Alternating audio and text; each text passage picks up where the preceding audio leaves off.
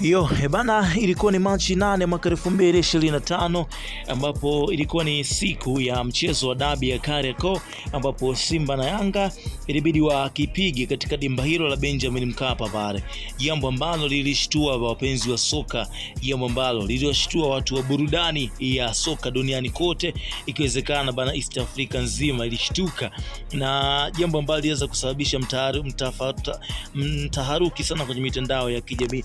Lakini TFF na bodi ya ligi wakaja kuthibitisha kwamba game hiyo haitakuwepo, jambo ambalo of course ilikuwa difa sana, au bana. Mambo yalikuwa bana difa kinoma noma kwa namna moja au nyingine. Sasa ngoja nikusanue tu kuhusiana na hiyo issue ya dabi. By the way, siku ya Jumatatu Young Africans walizua gumzo tena kwenye mitandao ya kijamii jana, maana yake ilikuwa ni tarehe 9 waliweza kuibuka katika viwanja vya Bunju pale kuweza kukipiga na Simba Sport Club.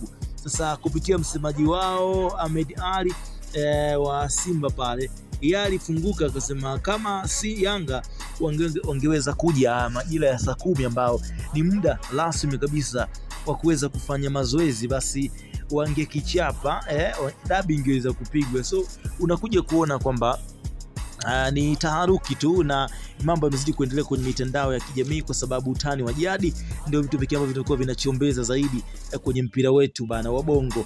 Bwana, unadhani maoni yako yako vipi, na kitu gani ambacho kilikukera zaidi siku ya tarehe 8 kuahirishwa kwa mchezo huo, kitu ambacho kilikuwa kimezua gumzo sana kwenye mitandao ya kijamii? Tuambie taarifa hiyo kwa upande wako, uliipokea ukiwa maeneo gani, ulikuwa unafanya nini, moment gani ambayo ulikuwa unaifanya? Mimi naitwa Chris JR Msanuaji, nijibu hapo kwenye comment. Ulipokea taarifa hiyo? Nawe kama ni shabiki ambaye ulikuwa umeenda uwanjani, ulijisikiaje baada ya kuahirishwa kwa mchezo huo? Tukutane kwenye sehemu ya comment.